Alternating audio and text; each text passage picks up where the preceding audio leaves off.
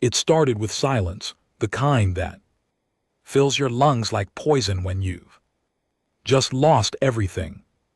For 2 days, there was no word from Luna colony, no comms, no distress signals.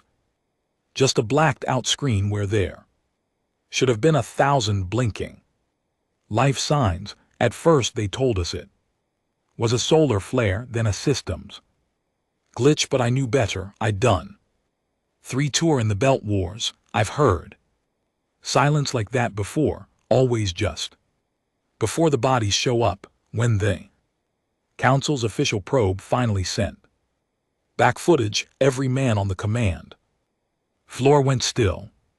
Luna wasn't damaged, it was erased. Glassed, what once held over 70,000 civilians, engineers, children, families, was now a cratered corpse of burning rock. No warning, no demands, no declaration of war, just annihilation.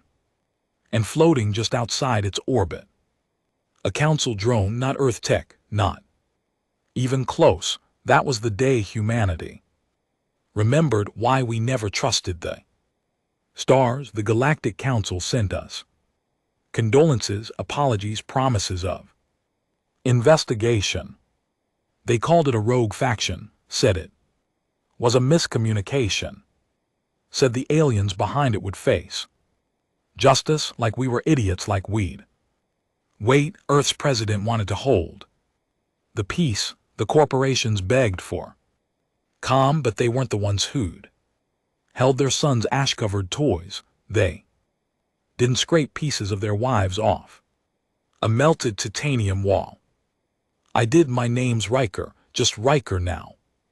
I stopped using my first name after Luna. Felt wrong keeping it when my wife and daughter no longer had theirs. I was discharged after the incident. Mentally unstable, they said. They were right, something broke that day, but not in the way they thought. I didn't snap. I woke up. I stopped believing in unity, peace, or diplomacy. I stopped believing the lie that Earth was safe just because it sat in the Council's pocket. We were never equals in that room, just tolerated, used when needed, mocked when convenient. But they forgot something deep in the marrow of what makes us human. We remember, we hate, and we retaliate. I wasn't the only one. All over Earth, veterans, scientists, even black market engineers started forming whispers, private channels, supply runs to nowhere, salvage teams that never returned. Some said we were building a weapon, others said we were planning to secede. Truth is, we were doing both. They called us radicals, fringe terrorists, but that was before Ganymede, the day we blew up the Council embassy on Ganymede in front of their cameras, with a message carved into the crater. The galaxy stopped laughing. The message read, "This is only the beginning for Luna." And that was the last quiet day the Galactic Council ever knew. Their retaliation was expected. Fleets, sanctions, bounties. They sent a council executive to Earth orbit demanding surrender. He said, if we gave up the traitors, they'd consider mercy. I met his eyes through the comm screen. Executor, I said, you glassed our moon. You think we're scared of dying? Then we launched his ship into the sun, not with missiles, with him still on board. Watching. What followed wasn't a war. It was something older, something bloodier. For every human they hunted down, we buried 10 of theirs. For every world they thought they controlled, we turned their AI against them, their own systems betraying their fleets. Mid-battle, we hit them with our worst tech. We weren't supposed to have things cooked up in labs we never admitted existed. Biologicals, nanoplague, EMP. Dust, and behind it all me, the ghost. They couldn't catch, the madman they blamed for turning humanity raid. They were wrong. I didn't turn humanity into this. They did. They lit the match. I just gave it air. Fear doesn't come in screams, it comes in silence. Inside the chambers of the Galactic Council, fear wasn't loud. It didn't need to be. You could see it in their blinking gill flaps, their shifting limbs, the sudden absence of that smug confidence they all wore like ceremonial robes. For centuries they'd ruled with barely disguised contempt for Earth. Primitive world, they called us savage, loud, emotion-driven, useful only for labor, war muscle, and tech scraps. Now they whispered a different word. Riker, I wasn't special. Not really, I just stopped caring what they thought. I gave people permission to feel again, to stop apologizing for being angry, and now the council couldn't sleep. The Terran delegate, a species that didn't even have vocal cords until they were genetically upgraded by humans, stammered in synthetic translation as they screamed for containment. The Z-10FT tall lizards with armor for skin wanted to launch full-scale extermination strikes on Earth, but the room didn't move. No votes, no action. Because in the last 2 months, Earth had done the unthinkable. We fought back, not with desperation, but with design. We weren't scrambling, we were orchestrating, and worst of all, we were winning. They didn't know how. Their fleets were superior, their weapons centuries ahead in tech, but they didn't have one thing we did. Nothing left to lose. They made a mistake sending their spies to Earth. We didn't kill them, not immediately. We let them see, we let them record the forges beneath old Moscow, the AI labs, deep under what used to be Nevada, orbital platforms that weren't on any registry. We let them hear the war chants in the under cities, the recruitment lines stretching for blocks, children learning how to hold a plasma rifle before they hit puberty. Then we let the spies return. We wanted the council to see what we were building. Fear was part of the plan. Fear was the weapon back in the forge, our classified war zone orbiting Jupiter. I stood in silence as they activated Project Tomb. No one cheered, no one smiled. We just watched as the simulation ran its final protocol. Project Tomb complete, said the AI. Target acquisition confirmed. Subspace tunnels synchronized. Launch window 5.7 days. Tomb tactical orbital mass bombardment. But this wasn't some glorified missile strike. Tomb wasn't a weapon. It was a sentence. We'd hacked into the Council's own gate network, subspace corridors that allowed instant travel between core planets. One gate, one jump, and you were across the galaxy. It was their greatest strength, so we made it their greatest weakness. We'd weaponized the gates. You see, the Council never expected anyone to send a weapon through those corridors. Too unstable, too dangerous. One wrong calculation and you'd collapse the entire network. So we did exactly that. On purpose, we loaded their gates with dark matter payloads. Once launched, the energy signature would mirror their own ship's pass through unnoticed until detonation. The result, a gravitational implosion. Not just explosion, but voids, planets gone, moons ripped apart, stars collapsing in on themselves. We called it Tomb because that's what we were, giving them graves. And we were ready to dig 1,000. The Council tried to reason with us again. This time they sent an envoy, not a soldier, but a translator drone programmed with the Voice of what they thought would be our most sympathetic ally, some half-blood diplomat who once lived on Earth.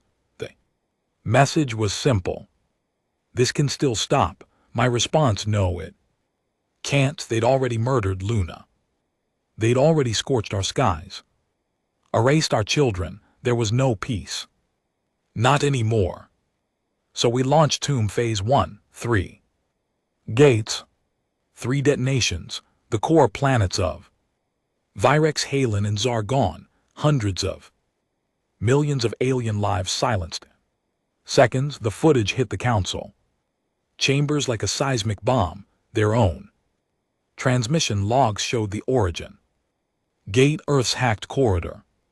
The silence that followed was beautiful, and then the screaming started, but it wasn't just about the bombs. That's what they never understood. Humans don't fight wars just to win. We fight to make you feel what we felt. For every planet they erased, we erased 3. For every soldier they sent, we hacked their suits and made them shoot each other. For every insult, we carved new messages into their skies. You taught us fear. Now we teach you fire. They sent assassins after me, mercs, turncoats. I gutted one with his own blade. I dropped another into a deoxygenated vent and watched him claw at his throat until he stopped moving. By then they'd started calling me a myth, said I was just a symbol, a fabrication by Earth's resistance to spread terror. Let them believe that. Because what's more terrifying than a myth you can't kill? But fear is a double-edged sword. Because as Earth rose, as we burned brighter and bloodier, not all humans agreed. A faction called the Purists began surfacing. They believed we should have never joined the stars, that Earth should return to its own, isolate and heal. They hated me more than the Council did, called me a planet killer, a revenge junkie, said I was dragging our species into extinction. They weren't entirely wrong, but it was already too late. We were in too deep. We'd become the monster we feared, but hell, if we were going to go extinct, we were taking the whole damned galaxy with us. Inside the Council's deepest command Nexus, the Atraxis core, panic spread like wildfire. Delegates fought, fistfights broke out. Species that hadn't seen combat in 1,000 years were suddenly activating conscription programs, and the biggest fear, we still hadn't deployed the full Tomb arsenal. They had no idea how many warheads we had left. Every day they hesitated, wondering if the next gate activation would be their last. They started shutting down gates, abandoning planets, evacuating colonies, their own people began rioting, afraid of becoming targets. Planets started leaving the Council altogether, defecting in hopes that maybe, just maybe, Earth would spare them. Earth didn't. This wasn't about mercy. It was about memory. The worst moment for them came 3 weeks after the Virex detonation. That's when they discovered Project Noose. Noose was never meant to be used. It was built as a backup, a contingency.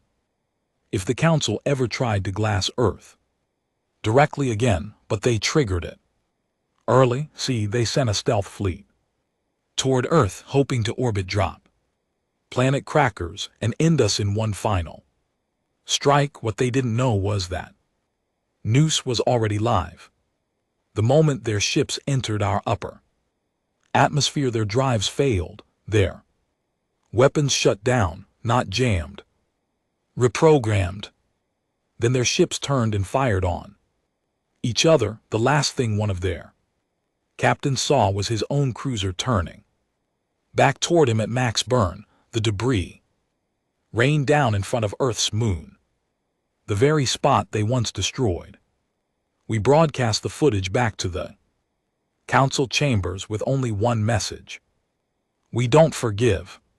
I sat alone that night watching the stars from an abandoned observation deck. I used to love the stars. They reminded me of my daughter. She used to trace constellations on our ceiling with that cheap glow sticker kit. I still remembered her favorite, the crooked one, the one she said looked like a dragon missing its wings.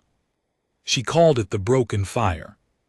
Now all I could think about was how many stars I'd burned in her name. Somewhere deep inside me, something whispered that maybe, just maybe, she wouldn't have wanted this, but that voice was small. The louder one, it kept screaming, make them pay, and I wasn't done yet. I never planned to bring the war into their sacred chambers. That place was untouchable, the center of the galaxy's order, a monument to supposed civilization. But they shattered our order first. They taught us that sacred places mean nothing when you're on the losing side. So we took aim at the one thing they never thought we'd reach, the pillar of accord built in orbit around the core star of the Helios system. The pillar was where laws were passed, alliances formed, species recognized. A floating citadel made of ivory white alloy guarded by a defense grid older than most civilizations in the galaxy. Untouchable until we touched it. It started with whispers. Council guards were disappearing, not in battle, not in mutiny, but vanishing. No signs of struggle, no blood, just empty gear. Empty beds, empty eyes on the ones who remained. Then came the glitches, hollow consoles, stuttering, security doors opening without authorization, translators repeating messages that were never spoken. One delegate, some fish-faced bureaucrat from the inner ring, screamed on the floor of the chamber, ranting about voices in the walls and humans living inside the lights. They laughed at him until he clawed his own face off trying to remove the tracking chips. They stopped laughing.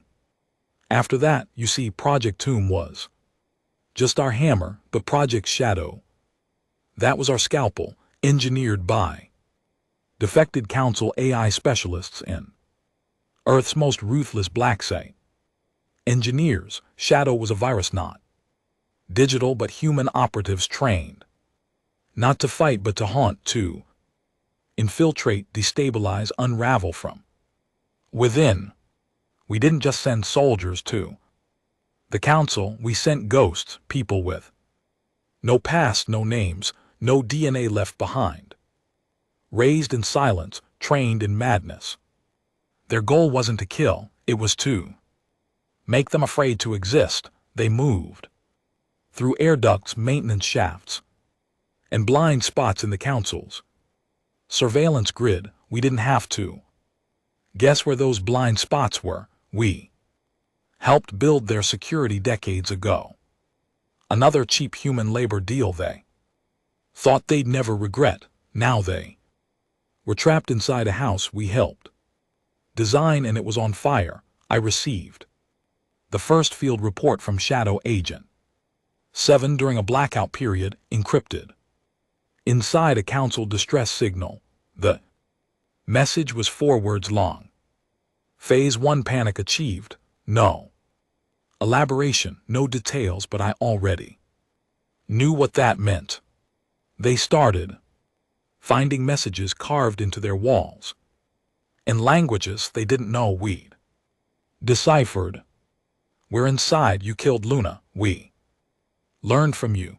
A Zal War general slit his own throat during a Council address. Live in front of 73 delegates after receiving a personal comm. The message was just a video, grainy shaking of his home world, showing a shadow moving through his child's bedroom. The child wasn't touched. That would have been too merciful. We were there to unmake their certainty, the illusion that they were in control. Gone, I stood in a chamber beneath Earth's surface, inside what was left of the Moscow deep vault. The room was cold not by temperature but by silence. It was where the real war was. Coordinated now, no generals, no politics, just execution. Screens lined the room, not battle maps, reactions. Live feeds from the council chambers, from panic shelters, from alien cities where the civilians now rioted against their leaders, screaming for someone to stop the wrath of Earth. But no one could, because we weren't after their armies, we were after their belief that humanity would stay in its place. We shattered that belief, and now the pieces were cutting through their throats. I watched footage from inside the council's medical wing. A Harland ambassador, usually serene, practically meditative, was restrained to a metal table, sobbing in pulses of colored light. Her body twitched with trauma as she described a human-shaped figure that crawled out of her data terminal. No one believed her until they found her. Guards dead, their throats stuffed with Terran soil. You want psychological warfare? That was just Tuesday for us. They tried retaliation again. This time not with bombs or fleets, but with diplomacy. They sent an emergency envoy to Earth orbit, a single ship, unarmed, broadcasting nothing but the old council code for peace. We shot it down, not because we couldn't hear it, but because Luna never got a chance to speak either. The council grew paranoid. Species turned on each other. Accusations of betrayal flooded their chambers. Security doubled, tripled. They replaced organic guards with drones, purged their own data archives to stop our infiltration. None of it worked because Shadow wasn't just a program, it was a mindset. And by now millions of humans carried it. Dock workers on Zendar, cooks on Drellin, warships, janitors cleaning council chambers. They were all part of it. They didn't need orders, they just remembered. They remembered Luna and the council's silence. That was all they needed to act. 2 weeks later, the council tried to evacuate the Pillar of Accord. Too late. When their escape cruisers reached the edge of the star system, they found every gate offline. Then a single transmission echoed across the emergency band. The council dies where it ruled. I gave the order.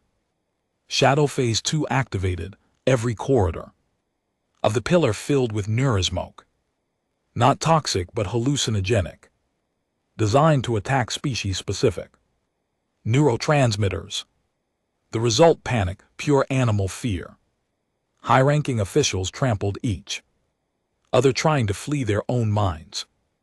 Delegates started biting, clawing, howling. Azarek Prime, one of the oldest council leaders, fell to his knees and begged for his childhood pet to forgive him while gouging out his own eye. We watched it all, the feeds broadcast to every screen on Earth, so no one would ever forget what real justice looks like. I suited up that day, not as a commander, not as a leader, as the executioner.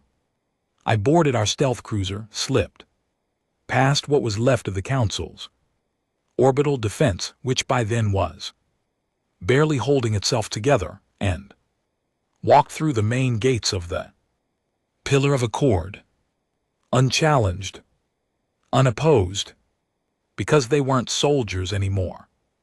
They were shadows, the kind that only exist when something bright has burned them into place, and we were the fire. I walked into the grand chamber, the place where Earth had once begged for recognition, where we'd been called barbaric, unstable, useful in small numbers. Now the seats were empty, overturned, soaked in blood, and on the center platform surrounded by broken tech and flickering banners sat the last living council chancellor. He didn't look like a ruler anymore. He looked like a beaten animal. His voice trembled. "You've won," he said. "What?" Now I stood in silence. Then I handed him a data chip.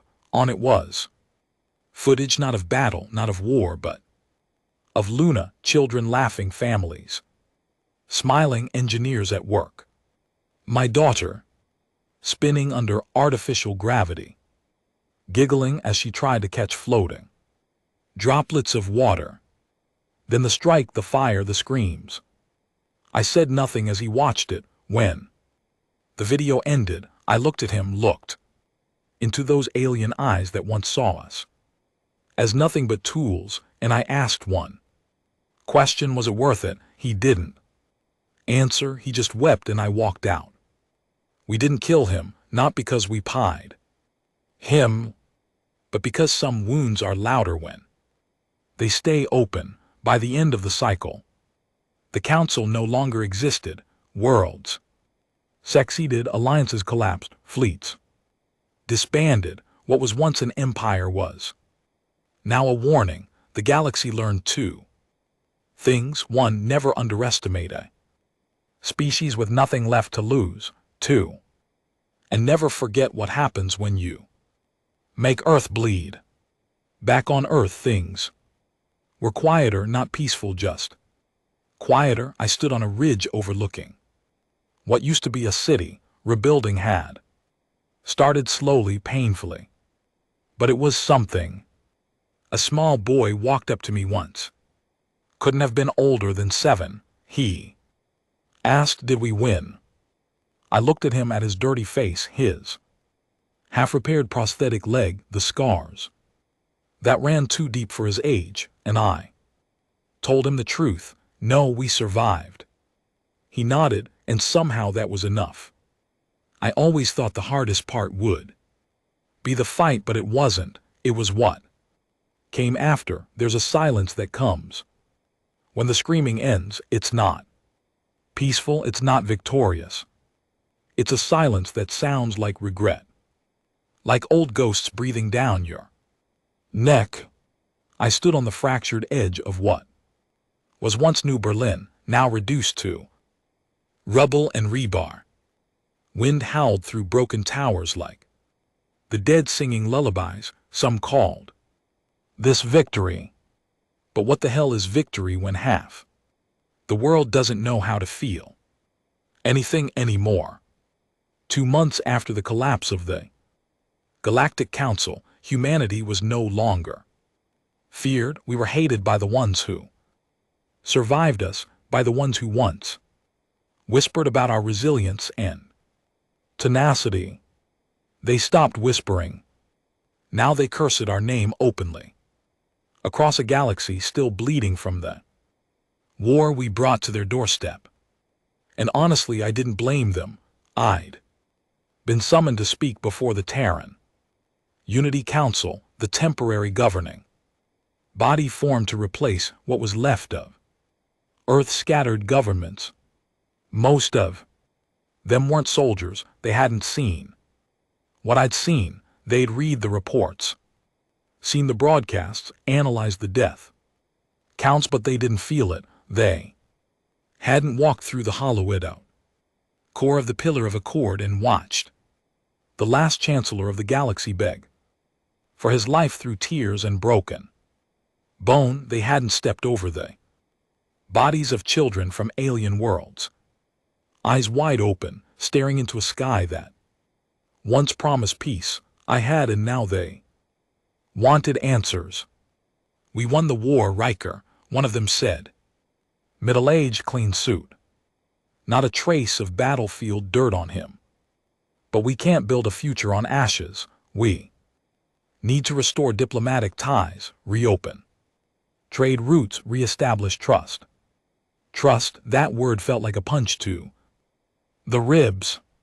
I stood there in front of them, arms crossed, jaw tight. They wanted me to justify it to soften the truth for them, to give them some narrative that made it easier to sleep at night, so I gave them the truth instead.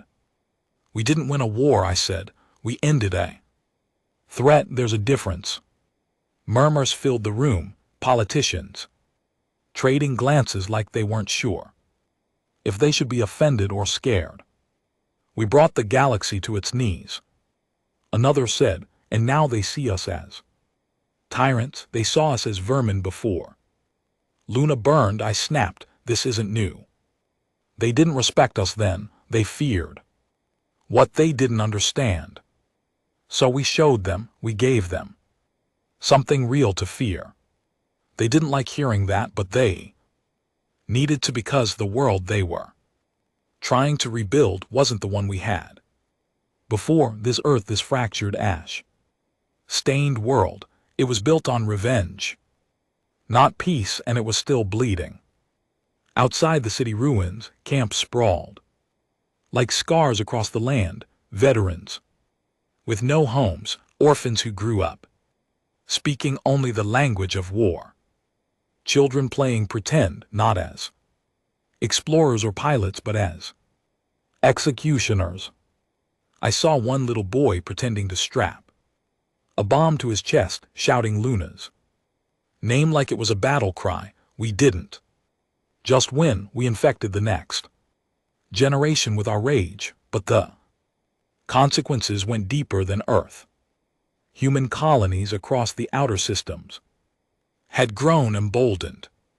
No longer under council control, they had their own ideas of justice. Some began taking revenge missions, not sanctioned, not approved. They targeted neutral planets, old allies of the council, places that hadn't lifted a weapon but hadn't stopped the massacre either. They called it cleaning up the rot. I called it butchery. One of those colonies sent me a message. A soldier I once trained, a boy who used to call me sir with pride in his eyes. He'd led a strike team into a peaceful Zarn village. No weapons, no soldiers, just civilians. He left behind a video. Standing over a pile of corpses, he looked directly into the lens. For Luna, he said, and pulled the trigger on the last survivor, a child. I smashed the terminal after watching it, not because I was angry at him, but because I'd created him. We all had. This wasn't a war anymore. It was a plague spreading through the veins of every man who'd ever held a weapon in Earth's name, and it was eating us from the inside out. The Unity Council begged me to help stop it, to speak to the outer colonies, they said, to tell them it's over. But how do you tell men who bled for revenge that the blood has dried? How do you put down a gun that's become your identity? You don't. You try, and sometimes you fail. I went to the MA, one of the largest off-Earth prison stations orbiting a dead star. It was where we'd been holding surviving council officials, alien war criminals, and human defectors who went too far, even by our standards. Inside one of the high-security cells sat Saren, a former diplomat from the pre-war era, not human, something between a bird and a serpent, once an advocate for human rights. She looked old now, feathers dull, eyes sunken. You came to gloat, she asked. No, then what? I stared at her through the glass. We made a mistake. She tilted her head. You mean the war? No, I said. We won that. The mistake was thinking it would fix anything. She chuckled, dry, hollow. You thought victory would save your soul, she said. Poor little human. Victory is just the start of the real decay. She wasn't wrong. News reached us days later that Europa colony had declared independence, not from Earth but from Unity itself. They'd formed a new banner, a new doctrine, the Ashborn They called themselves the inheritors of true justice, said the old earth was too weak, too eager to apologize. They were preparing fleets, training children, declaring every surviving alien species as potential enemies.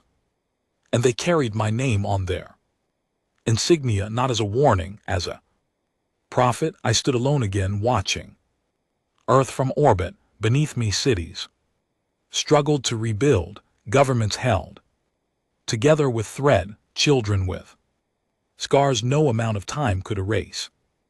We'd survived annihilation, we'd brought down an empire, but in doing so we'd unleashed something even worse, us. Because when you win a war by becoming a monster, the monster doesn't die with the war, it lives on. In whispers, in ashes, in every boy who dreams of fire, and every man who forgets how to live.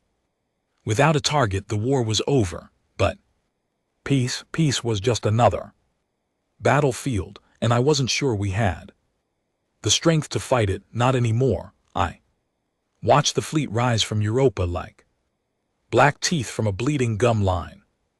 They didn't fly Terran flags, not anymore. They'd crafted their own, a symbol, etched in red with a streak of ash gray. Across a cracked circle, no earth, no unity, just flame and silence. They called themselves the Ashborn, and they carried my face on their banners, not as a warning, as a savior. The first message from them wasn't diplomatic, it was a broadcast wideband sent across multiple systems, translated in every known galactic tongue. The voice wasn't mine, but it tried to be clipped. Controlled cold, Earth hesitated, Earth begged, Earth forgave, but we the Ashborn do not. There will be no more treaties, no more council, no more mercy. Let the stars remember who taught them fear. Then the screen cut to static, and behind it the footage played, a Zarn orphanage, a civilian outpost, unarmed, peaceful, burning, civilians running from orbital fire as Ashborn drones swept the streets clean. A child screaming, trying to pull her sibling from the rubble. She looked no older than mine once did. Then the blast came, the screen went black, then came 2 words for Luna. I didn't flinch when I saw it, I didn't curse, I didn't scream, I just stood. Their jaw-tight eyes dry with a sickness in my chest that wouldn't leave. Like acid, like guilt that had festered too long. They were using my grief as a weapon. Worse, they were using my daughter's death as a slogan for murder. This wasn't justice anymore. It was a virus, and it had my name on it. The Terran Unity Council called me again. This time there were no smug glances, no bureaucracy, just fear. They're growing, the Chancellor said, voice low. Over a dozen colonies have declared allegiance, more are sympathetic. They're promising protection, food, order. Even Earth loyalists are defecting. They've got weapons Earth doesn't. Another added, experimental tech, reverse-engineered council prototypes, things even we haven't seen before. They're not just another faction. Someone else said they're a belief. They looked at me then, all of them, like maybe I had the answer, like maybe I could flip a switch and stop it all. Because they forgot one thing, I didn't start a movement, I started a war, and war doesn't end because you ask it nicely. I left the council chamber. Silence, no one stopped me, no one dared, because in their eyes I was still Riker, the man who broke the council. But the truth was uglier. I wasn't a soldier anymore. I was a symbol that had been twisted until it bled. I flew alone to one of the outer ring colonies, an old mining world named Dre R9. It had declared for the Ashborn last week. Communications were down, surveillance gone dark. No official presence remained, but I knew something was there. I could feel it. I landed in the ruins of what used to be a supply outpost. The air stunk of smoke and rot.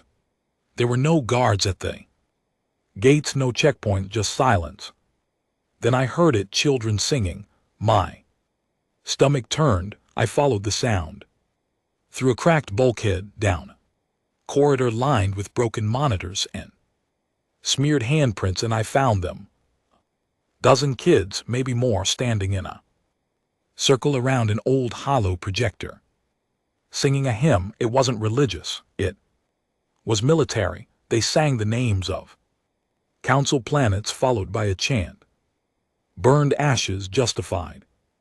Over and over. One of them wore a pin with my face on it, distorted into a skull, half mechanical with fire in the eyes. He saw me, smiled. You're the father, he said. I wanted to be sick. I didn't sleep that night, couldn't I? Sat outside the ruined compound, staring at the stars I once fought under. They didn't look peaceful anymore. They looked distant, cold. Behind me the wind carried another chant. Older kids. This time, drills, formation, combat. Response calls. They weren't training for defense. They were prepping for the next raid. I found one of their instructors, a man who claimed to have fought beside me during the early Luna reprisals. He called himself Commander Vex. Now his face was lined with scars, some real, some carved there by choice. We're doing what you started, he said. You gave us the road map. You showed us what fear could accomplish. We just took it further. This isn't what I fought for, he sneered. Then you should have died back. Then you made us gods, Riker. You think gods get to walk away? I grabbed him by the throat. He didn't resist. I didn't kill civilians. I didn't target children. You didn't have to. You showed us that sympathy is weakness. I let go, not because he was wrong, but because I had no rebuttal. Back on Earth, news broke that 3 Terran supply convoys were ambushed, not by alien remnants, by Ashborn patrol ships. The footage showed human combat. No quarter, no hesitation, a unity. Soldier, barely 20, executed mid-transmission with a shot to the back of the head. His last words, "But we're human," the Ashborn commander replied. "Not my kind," and that was the shift. The fracture. This wasn't about the council anymore. It was about purity. The Ashborn had drawn a line between those who carried the fire of vengeance and those who wanted to go back to diplomacy, forgiveness, rebuilding. They weren't trying to save Earth. They were trying to remake it. I returned to what was left of the Forge, the orbital facility where Project Tomb was born. It was abandoned now, cold, full of echoes. I walked through its halls, past the room where we detonated the first subspace bombs, past the control panels, where Luna's revenge had first been scripted, and I found it, the wall where I carved the message after the first strike. We don't forgive. I stared at it, then I carved something beneath it. But we have to stop. They found me there hours later. Ashborn ships, no warning. They didn't come to talk, they came to kill. I fought them, not with an army, not with fleets, with my hands, my memory, my instinct. Old instincts don't die. They just wait. When the smoke cleared, 6 Ashborn soldiers were dead. The rest ran. One left behind a data pad. On it, a mission file, target Riker status. Traitor to the flame. I sat in the silence of the Forge for hours after that. I didn't cry, I didn't scream. I just breathed slow, heavy, because the truth had finally sunk in. I wasn't the hero anymore. I wasn't the villain. I was the warning, the thing they'd point to when the next war burned, the thing people would whisper about when they taught their children how vengeance can rot even the purest purpose. I'd become what I hated, and the only thing left to do was stop what I created, no matter what it cost me. I always thought dying would be the price, but I was wrong. The real price was living long enough to see the people you saved become the monsters you once fought. The Ashburn didn't hide anymore. They didn't whisper in the shadows or strike from the dark. They paraded, they preached, they recruited in open channels now, and the sickest part, they quoted me like scripture. Lines I once screamed in pain, in fury, now used as chants by children training for war. Let fire be the law, they'd shout. Let ash be the answer. I left Earth behind. Didn't tell the council. Didn't ask permission. If I had, they'd have chained me to a desk and buried me behind 1,000 diplomatic walls, because they still wanted to believe they could fix this with words. But I knew better. This wasn't a political crisis, it was a doctrinal purge.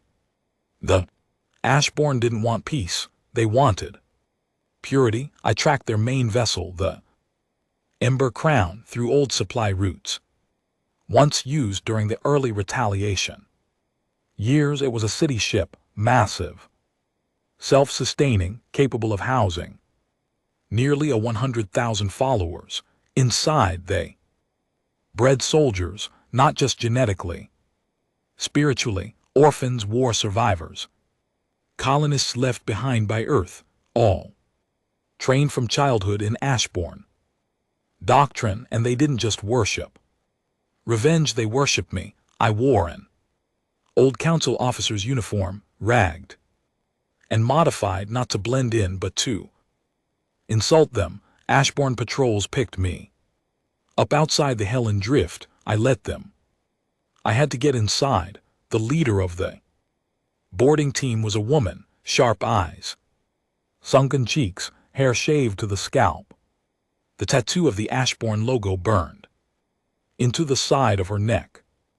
Name, she asked. I looked her in the eye. Riker, she laughed. Nice try. He's dead. I leaned forward so she could see the scar, the old one, the one from the council interrogation room after the Luna strikes, the one every real Ashbourne file recorded. Her smile vanished. She didn't salute, didn't bow. She fell silent, like she'd just seen a ghost she wasn't sure she wanted back.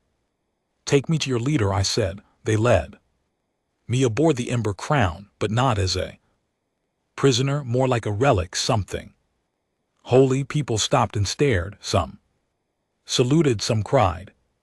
A boy no older than 10 dropped to his knees in front of me and said, "Your flame gave us purpose." I couldn't speak. What do you say to a child whose soul you helped twist?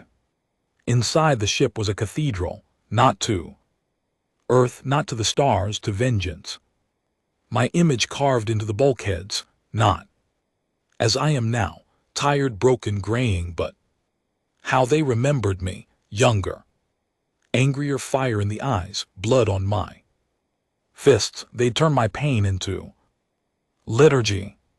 At the center of the crown, behind steel gates and guards in ceremonial ash stained armor, sat their leader, not Vex. He was a footnote now, a soldier who'd gotten them started but lacked the vision.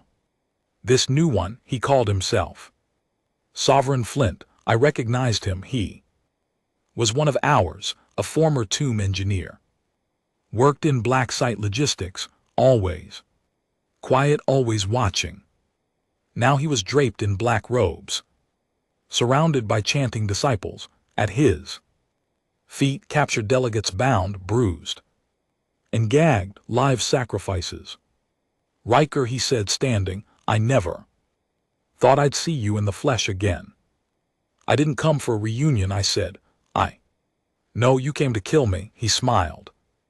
Go ahead, but you'll only become stronger in their eyes. He gestured to the wall behind him, a giant mural of Luna's destruction with my silhouette. Front of it, you're not a man anymore. He said, you're a torch. The more you try to douse the flames, the more you burn. I stepped forward. I didn't start this, he laughed. No, but you gave it permission. I didn't shoot him, not then. I needed more than his blood. I needed to break his story because the Ashburn didn't survive on weapons. They survived on myths, and I had to make them choke on mine. They gave me a place to sleep, food, rest, a bed woven from earth steel and alien fiber. I lay there staring at the ceiling, the hum of the ship like a pulse in my bones, and then I got up. I walked to the ship's internal broadcast chamber, used my clearance. The old code still worked. My name still had weight. The technician looked at me confused. Global transmission, he asked. Now the screen lit up. Ashburn systems across the galaxy linked in. Millions watching, expecting a sermon. They got me. This is Riker. Silence. Some gasped, some dropped to their knees, some began to weep. You believe I started a holy war, that I gave your rage purpose, that I am your weapon? I paused. I'm not. The technicians tried to cut the feed. I locked them out. I was a man who lost his daughter, who watched Luna burn, who watched his people be treated like dirt by a council that saw us as animals. I leaned into the lens. I don't regret making them bleed. More silence. But I regret what you've done with that blood. I showed them footage, not of our victories, of our crimes. Ashburn raids, civilian massacres, children burned in homes, terrified families gunned down while waving surrender flags. I let the footage speak. I let the screaming echo. Then I spoke again. You say you fight for Luna, then look these children in the eyes and tell them why. I stepped back and said the words they never expected to hear. I am not your prophet. I am your mistake. And cut the feed. The ship erupted in chaos. Some cheered, others screamed betrayal. Gunfire broke out in the eastern hangar. A mutiny by those who believed that Sovereign had betrayed the flame by letting me speak. Flint came for me personally, guards at his side, fire in his eyes. You think this changes anything? He hissed. You think truth matters to zealots? No, I said, raising my weapon, but it matters to the ones who haven't rotted yet. Firefight was short. His guards fell. He tried to run. I shot him through the spine. Not a kill, a statement. Let them see him crawl. I left the ember crown in flames. The mutiny became a civil war. Half the Ashburn turned on themselves. The rest scattered. It wasn't over, not yet, but it was cracked, and sometimes all it takes is a crack to bring down a god, even a god built in your image.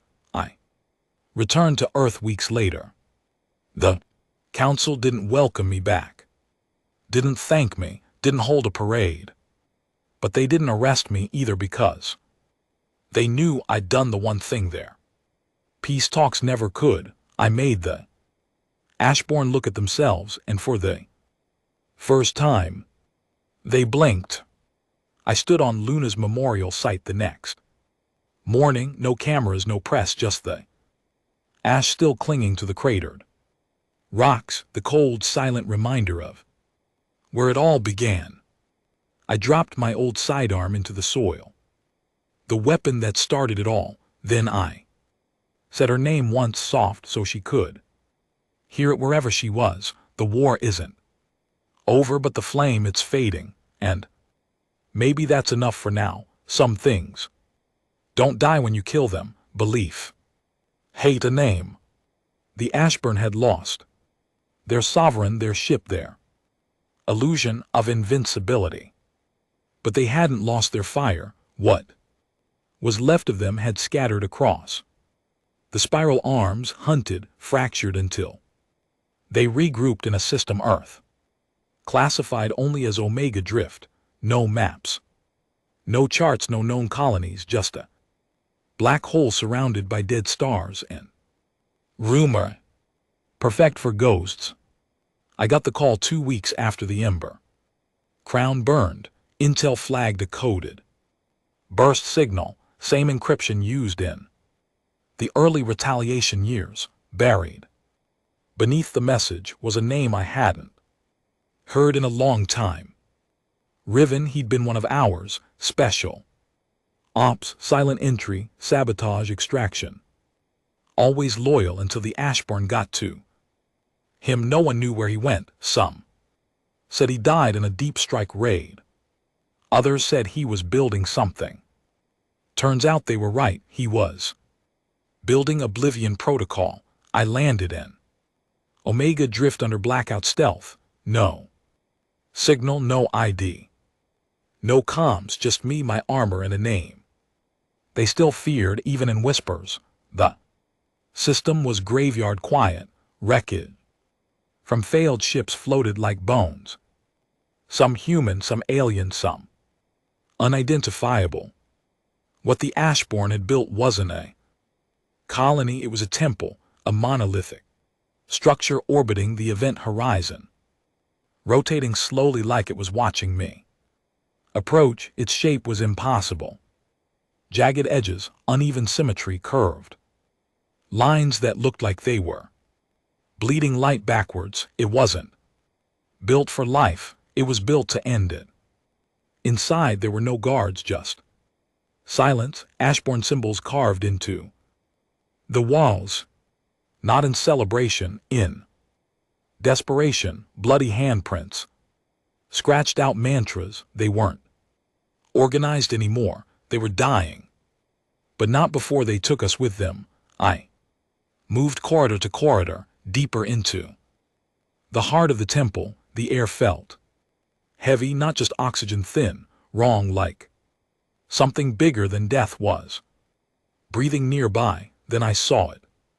Oblivion Protocol. It wasn't a bomb, not in the traditional sense. It was a core built from hybrid tech, council matter, compression clears throat systems, wrapped in Terran bioreactors and fueled by something that pulsed like a heartbeat. If it fired, it wouldn't just destroy Earth, it would erase it.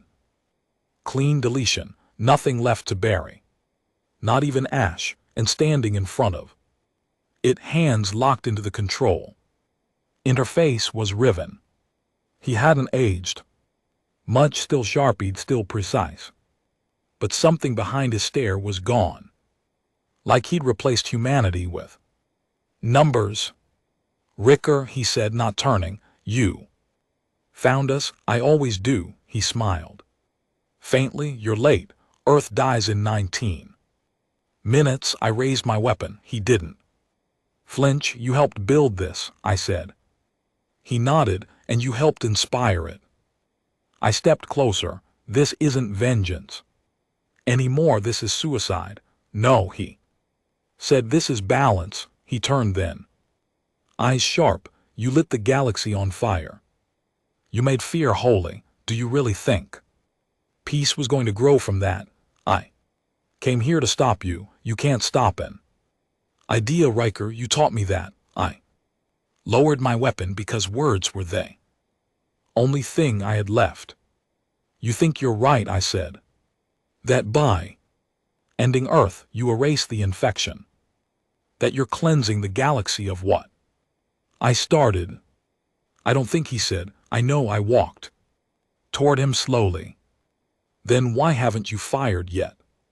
He hesitated just a second, but it was enough. I saw it in his eyes, that last ember of doubt. You're not doing this for justice, I said. You're doing it because you're afraid. Afraid of what? that if Earth survives, if I survive, you'll never matter. He stared. You were never meant to lead.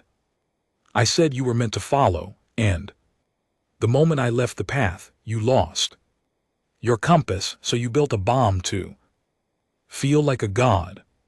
He raised his weapon. You think you know me? I made you. He fired first, but he missed. I didn't. We clashed in silence. No war cries, no speeches, just muscle, rage, and regret. Two men forged in the same fire now, trying to smother the flames by choking each other to death. His blade tore through my shoulder, my elbow shattered. His jaw, he fell bleeding, crawling toward the console. I limped after him. We reached it together. His hand slammed the activation key. I pulled my pistol and put a round through. Its sparks flew, system screamed. The countdown stopped at 9. We both collapsed beside the core, gasping, broken. You can't stop it forever, he said. Maybe not. I pulled small sphere from my belt. EMP ignition. Core pure burst tech, single use, no reversals. This ship goes down today. His eyes widened. You destroy everything. I nodded. That's what it takes to kill a myth. I stood, fingers shaking, blood soaking my chest plate. He didn't move. He just watched as I placed the core against the reactor's housing.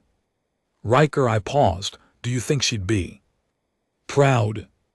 I didn't answer because I didn't know. I activated the core. The pulse gave me 5 minutes, just enough. I moved through the collapsing temple as alarms wailed and walls shook. Behind me, Riven's dream died. Ahead of me, stars blinked like old memories. I reached the hangar, took one of their skiffs, coded it for emergency escape, punched it through the dead drift as the temple began folding in on itself. Then silence, then light. The explosion didn't bloom. It vanished like the void sucked it inward, hungry, violent.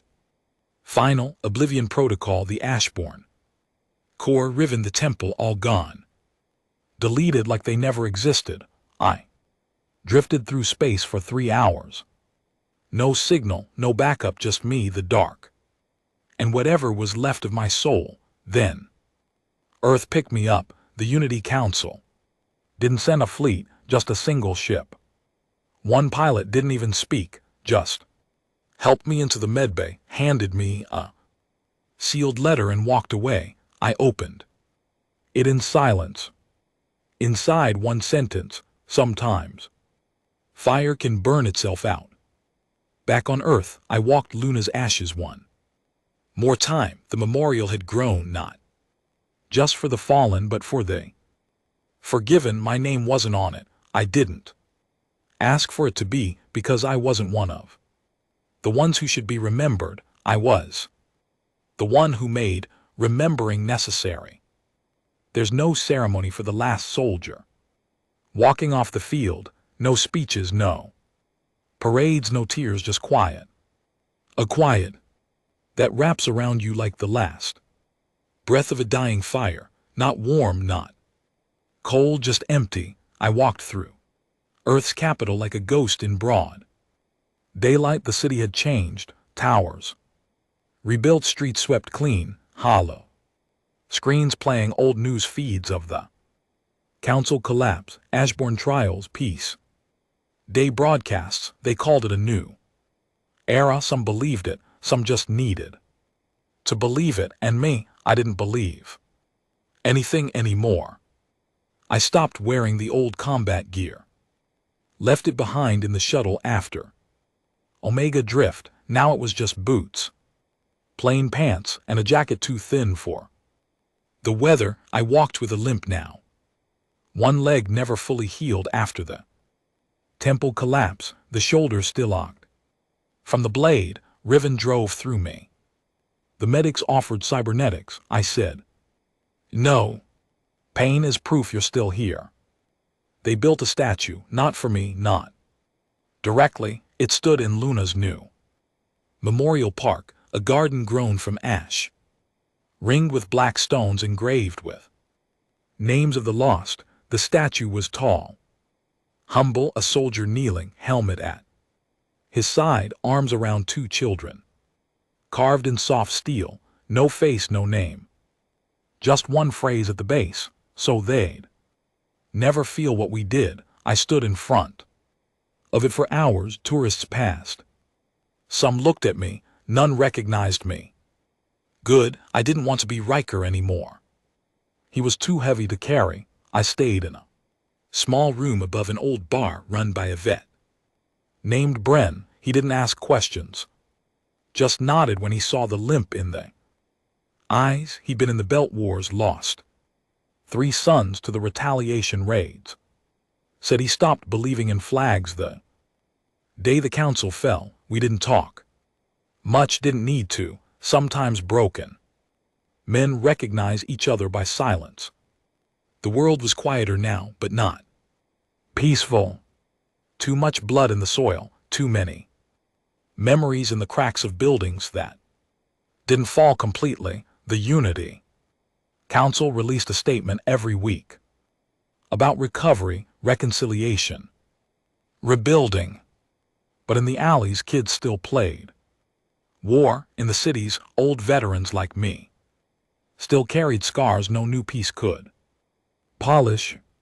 And out in the fringe systems, there were still whispers, ash-born remnants, fanatics clinging to a dead flame. They weren't strong anymore, but hate doesn't need numbers, just memory. A girl found me one day near the park, maybe 17. Sharpied, wore a jacket with the Unity emblem and a black armband underneath. She stood in front of me, arms crossed. "You're him," she said. I didn't answer. "You're Riker."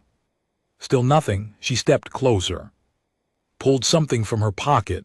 A photograph frayed at the edges, showed it to me. A man, her father, one of the engineers who died building Project Tomb. "He believed in you," she said. "You were the only one who didn't flinch when it mattered." I looked at the photo. Quiet. He died thinking the war made the world better, she continued. Was he wrong? I stared at her, not angry, just tired. "I don't know," I said, "but it made me worse." She didn't reply, just nodded and walked away, didn't look back. I didn't blame her. The council offered me a medal once, said they wanted to honor the man who broke the old world so the new one could be born. I declined. They sent it anyway. I left it in a box in Bren's backroom beside my service tags, my sidearm, and the photo of Luna Colony burned at the edges, still showing my daughter mid-spin, laughing in artificial gravity. One night Bren sat beside me with 2 glasses and a bottle that hadn't seen sunlight in 20 years. He poured us both a shot. "You did it," he said, "whatever it was." I didn't answer. He raised the glass. "Here's to endings." I raised mine too. "Here's to remembering them." We drank in silence. Months passed. Earth stabilized. Aliens started coming back. Traders, diplomats, a few ex-Cancel species, trying to negotiate new pacts. No more empires, no more chains, just conversations, fragile, honest. I didn't get involved, didn't trust myself near anything political, but I watched and sometimes I hoped. I met an old enemy in a refugee station orbiting Saturn. A Zarn pilot used to fly Black Ops during the Council sieges. I'd watched his ship slaughter a dozen Terran cruisers during the Retaliation years. Now he handed out food to kids in battered uniforms. We locked eyes across the platform. No guns, no words, just a nod. We both remembered, and that was enough. The last time I stood at the Luna sight a little girl was there. She had bright eyes, full of fire, but not the kind I once carried, not rage, not hate, curiosity. She walked over, staring up at the statue.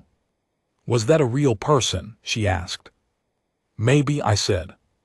What did he do? He tried to protect something, I said. Did he? I looked at her eyes, at the world behind them, and this time I answered yes. She smiled and ran off to play. That night I wrote a message, didn't send it, just wrote it, then burned it, but the words mattered.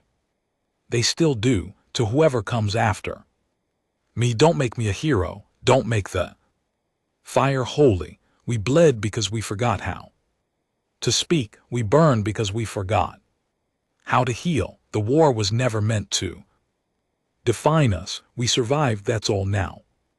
Make something out of it, something better. In the end, Recur didn't die in battle, didn't vanish into legend. He just walked away, let the myth die.